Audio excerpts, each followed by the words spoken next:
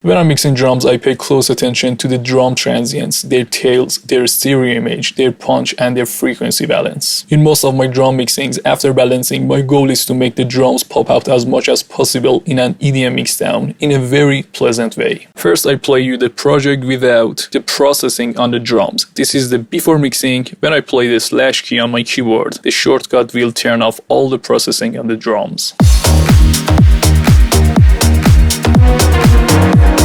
Terrible mixing on the drums, the punch is gone, there is no appropriate stereo image, the frequency balance is terrible, transients are not popping out. Now I turn on all the processing on the drums and let's see what will happen to the drums and into the whole mixdown.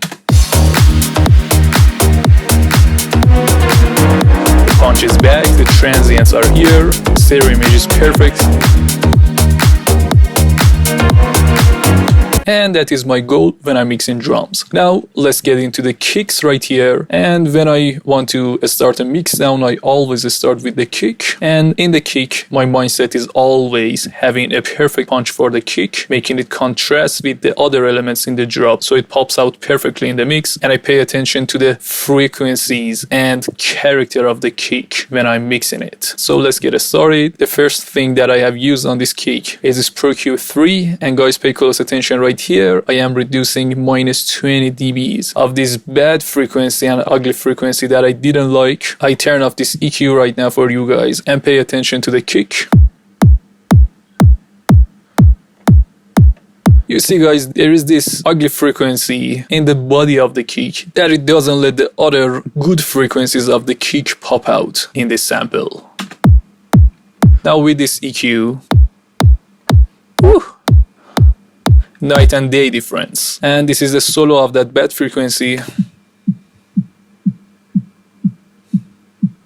I didn't like this at all.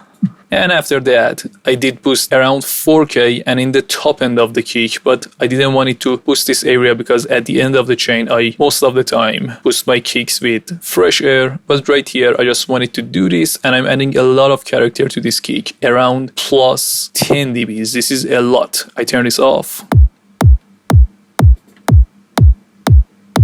This is a huge difference to the kick, especially when we want to make it pop out in the mix. And this is interesting. In the Hardwell's latest album, I hear a lot of his kicks are boosted around this area, but I did it anyway. It is adding a lot of character to this kind of kick that I'm working on right now. Next guys, I have reduced this area around 400 to 1K and I just wanted to compress this area and reduce the power of the kick in this area because my claps are the most prominent in this area, reducing this kick by this compression by minus 3 dBs, and this moves just help me to make the clap pop out in the mix. Next guys, I have used this Neutron right here by Isotope Company. This is a multi-band transient shaper and I sometimes do this trick. In my mixdowns, I have learned this from Matzo. And you can select the frequency of your kick, and I usually select the high mids because this sample had the space for doing this transient shaping right here in my opinion, and I just add attack to this area of the kick and not the other part of the kick. And also this technique makes some kind of contrast and it is somehow like expanding my kick's character so I can make it pop out in the mix again. Let me turn this off.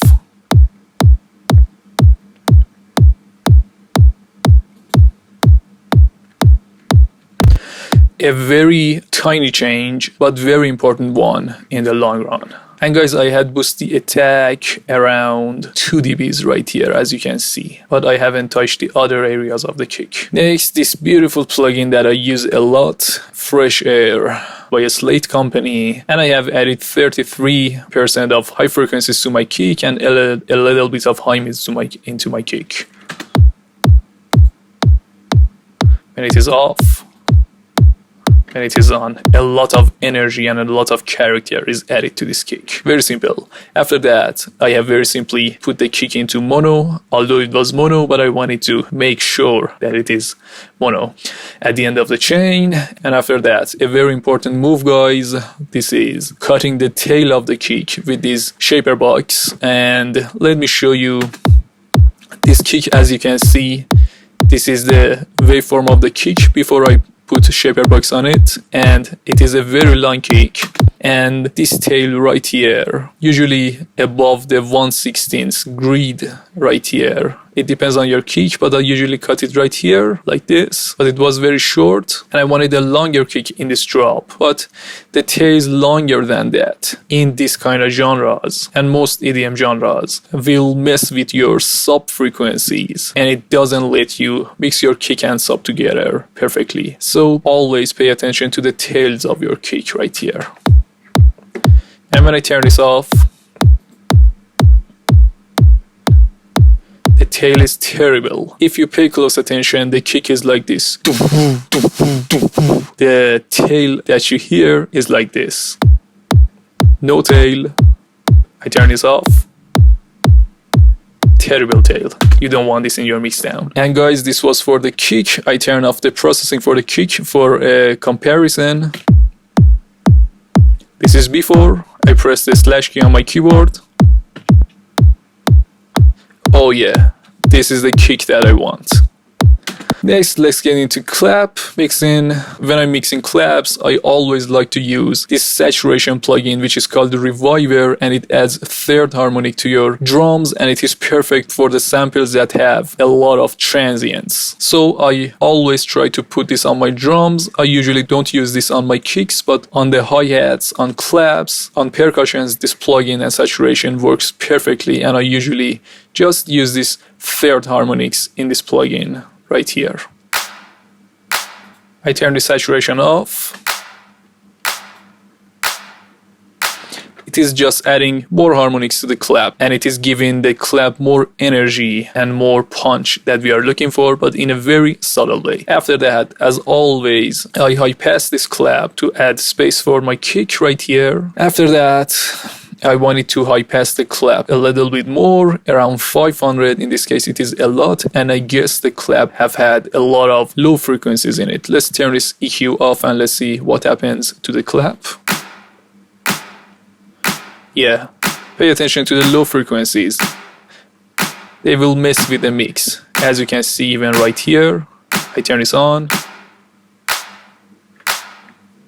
Yeah, this is the clap for a house genre, in my opinion. And I found this little bad frequency right here. I play the solo of this frequency for you. I always sweep for the frequencies if I hear one, and then I will reduce that to get rid of that. This was the frequency.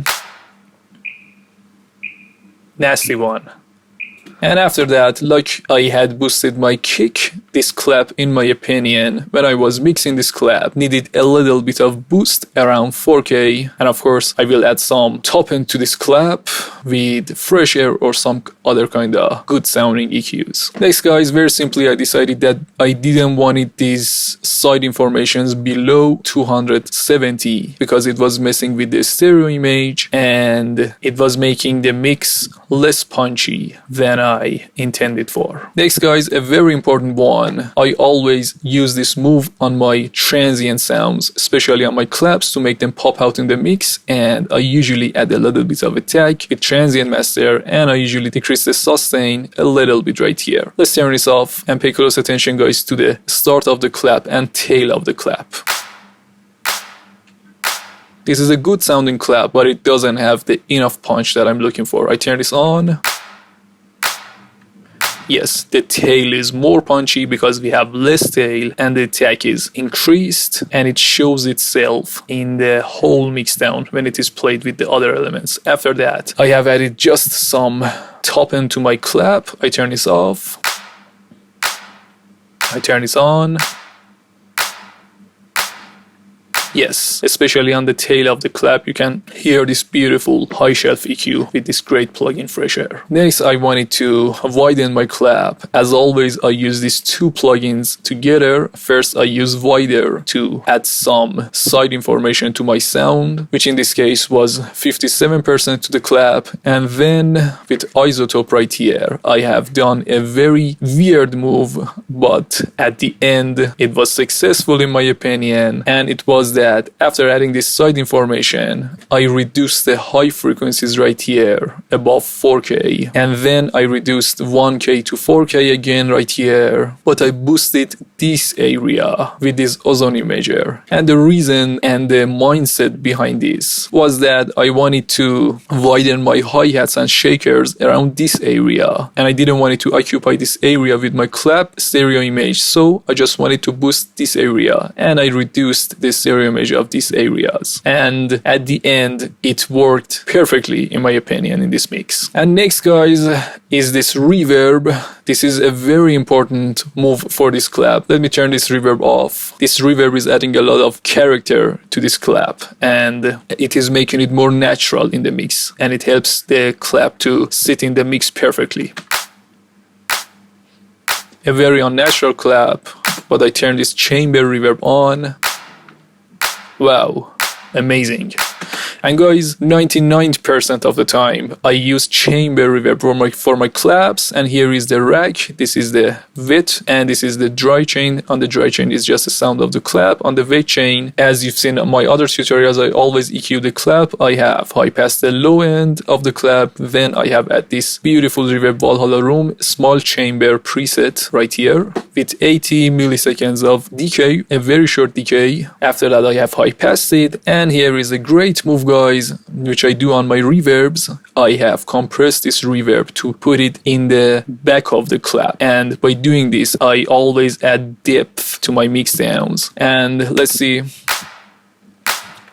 I'm reducing and compressing this reverb by 10 dBs right here, and the setting is always like this. For these moves, guys, I put the attack right here, I put the release right here, the ratio usually at 4 or 2. 4 is better for this kind of reverb in my opinion, and I usually compress it to around 5 or 10, and the reverb sits in the back of the clap. This is a very, very beautiful move in my opinion. And after that, I have clipped the clap for 11 dBs. Let's turn this off. A lot of nasty peaks right here that would mess with my mastering and with my compressors, so I turn this on. And perfect and even waveform on my clap, and nothing after that. Let's turn off all the processing on my clap. Wow, such an ugly clap. I turn all the processings on. Yeah, perfect. This is perfect. Now let's get into top drums and my cymbals. If you have found this video useful so far, please consider liking and subscribing, and of course this gives me a lot of motivation to make more of this stuff. And also hit the notification bell for all the future updates. Thank you, friends. I turn off all the processings on the first layer of hi-hats, and let's see what's going on without the processings. And guys, try to imagine what kind of processing you would add on this hi-hat before I show you the processings.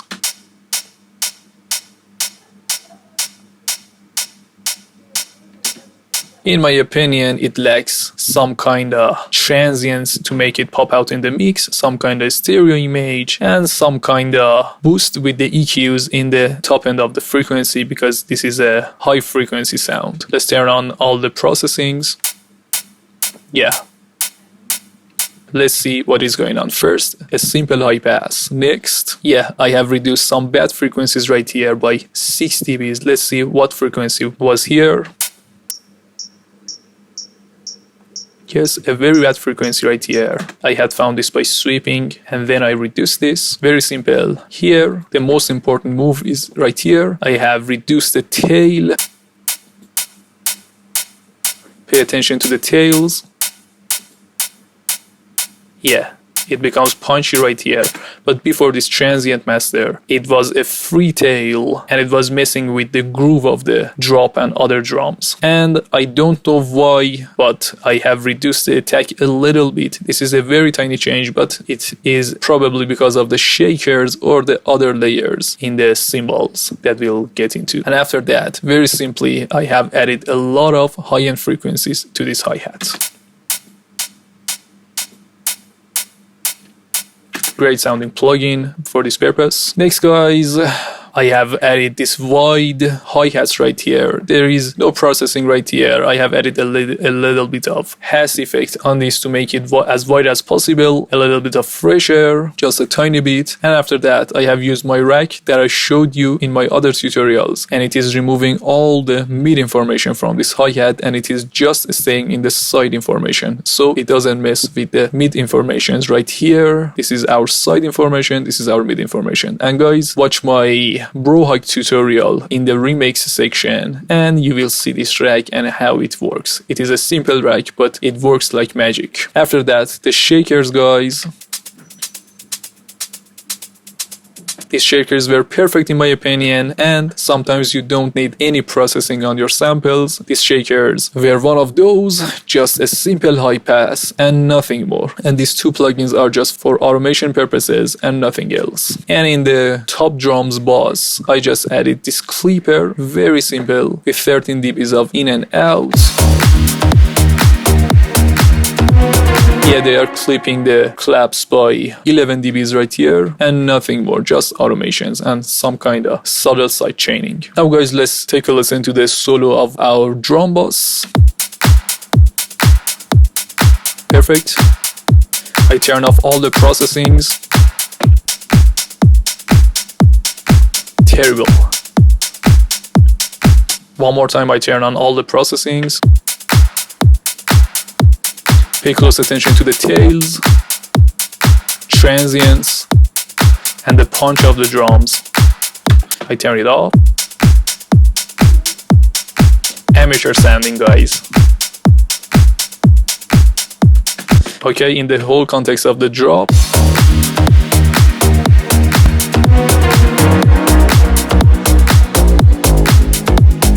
I turn off all the processing of the drums. The kick is not powerful enough. We can head to the claps. We can hear their transients.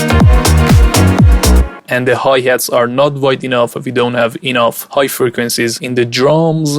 And the tails are ruining the groove of this drop and the drums. Thanks for watching, friends. If you have any questions about the tips that we talked about today, just ask me in the comments. And I love you so much. Bye.